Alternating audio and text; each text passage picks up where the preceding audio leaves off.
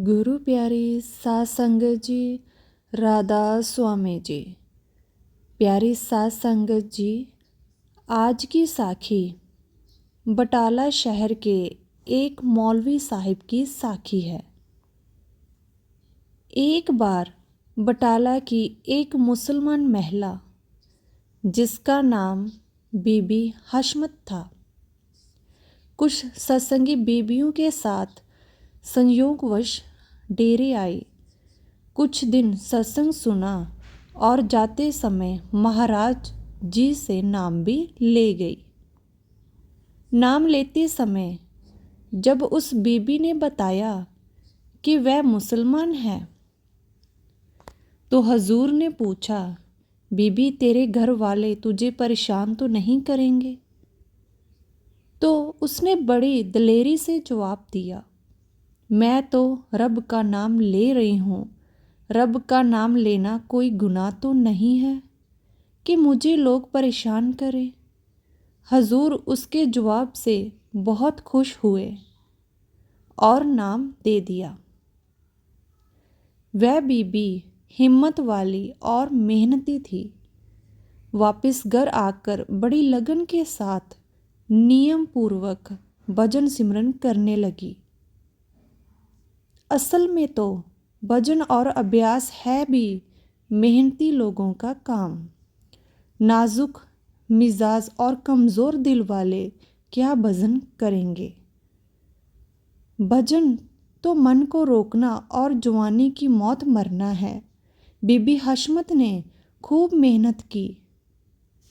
उसने अपने घर में मांस मछली बनाने से इनकार कर दिया। सतगुरु की कृपा से उसके पति ने भी कोई खास ऐतराज़ ना किया और घर में शांति बनी रही। जिस बाग में हशमत बीबी का पति काम करता था, वहाँ एक मौलवी रहते थे। एक दिन पूछने लगे कि बहुत दिन से हशमत बीबी को नहीं देखा, वह राज़ी तो है ना? पति ने जवाब दिया कि वह राज़ी है और अब दिन रात अल्लाह की इबादत में लगी रहती है। बातचीत में मौलवी साहिब को पता चला कि वह मांस और अंडा नहीं खाती है और उसने एक सिख महात्मा को अपना गुरु बना लिया है। मौलवी और पंडित तो शरीयत और कर्म कांड के कैदी होते ही हैं, वह भला इस बात को कैसे बर्दाश्त करते? मौलवी साहिब ने उसके पति के कान भरना शुरू कर दिए। धीरे धीरे उसके दिल पर मौलवी साहिब की बातों का असर होने लगा। घर में अशांति पैदा हो गई और हशमत बीबी को घर वाले परेशान करने लगे।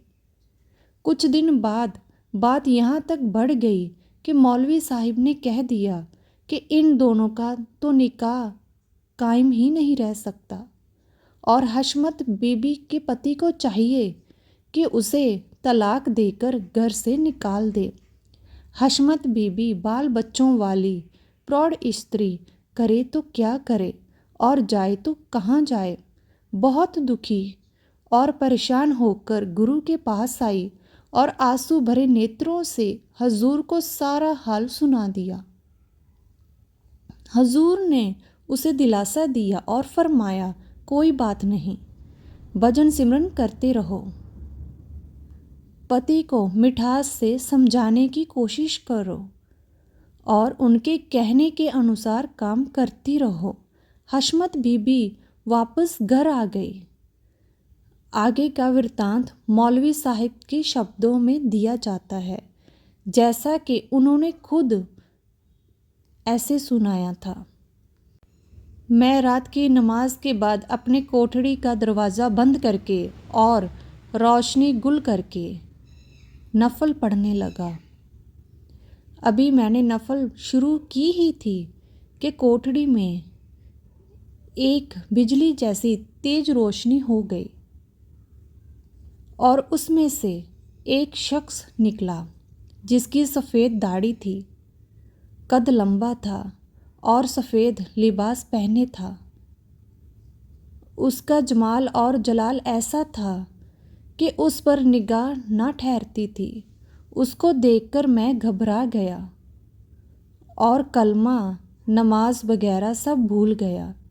मैंने डरते हुए उनसे हाथ जोड़कर अर्ज़ की, साहिब आप कौन हैं और क्या चाहते हैं? मैंने आपका क्या बिगाड़ा है? उस बुज़ुर्ग ने जवाब दिया, तो खुदा के अज़ीज़ बंदों को परेशान करता है।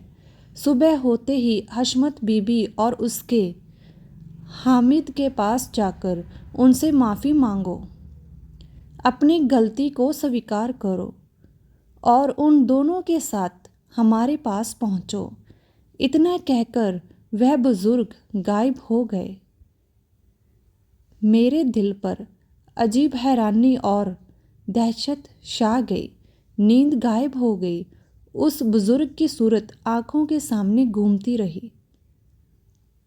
दूसरे दिन सुबह मैं रात के वाक़यात के बारे में सोच ही रहा था कि सामने से हशमत बीबी और उसका पति आते हुए नज़र आए।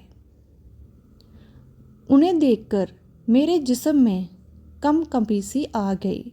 उनके हाथों में गठड़ी तथा कुछ सामान था। ऐसा मालूम होता था कि कहीं सफ़र पर जा रहे हैं। उनके नज़दीक आने पर मैं कुछ बोलता कि उससे पहले ही वह बोल उठे, मुर्शिद के दरबार में हाजिर होने का हुक्म हुआ है, आपका क्या ख्याल है?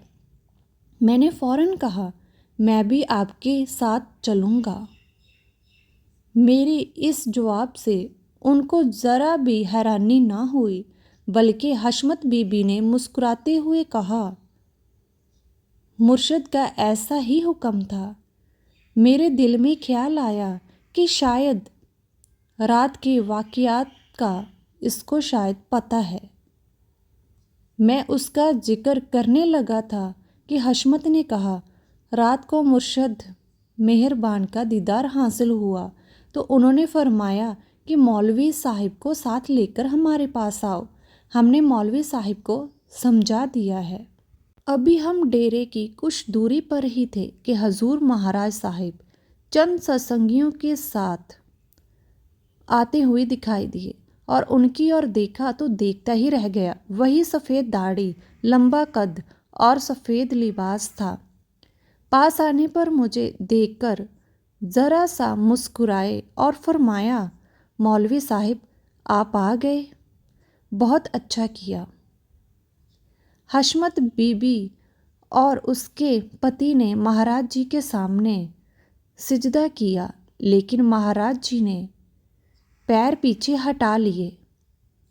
मैं किसी इंसान का सजदा करना शरीयत यानी धर्म के खिलाफ मानता था, लेकिन उस वक्त मैं अपने आप को भूल चुका था और उस फ़कीर का रोब कुछ ऐसा था कि मेरा सिर खुद ब खुद झुक गया। हैरानी की बात तो ये थी कि हजूर ने अपने कदम भी परे नहीं किए।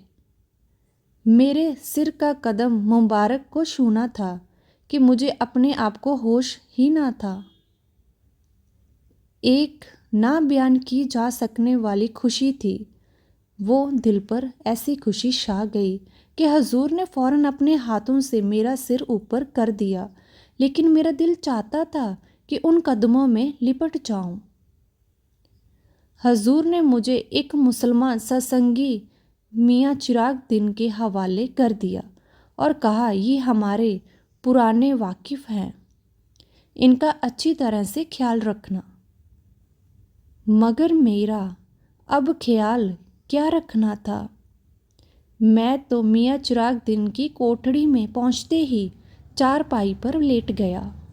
किसी से बात करने को जी ना चाहता था। दूसरे दिन मुर्शिद ने मुझे नाम बख्शा। फिर उसके बाद मुर्शिद ही सब कुछ था, उनके अलावा कुछ नहीं। प्यारे साथ संगत जियो, आज की ये साखी यहाँ पर समाप्त होती है। ऐसे ही और रूहानी साखियों सुनने के लिए इस चैनल को ज़रूर सब्सक्राइब कीजिए। राधा स्वामी जी।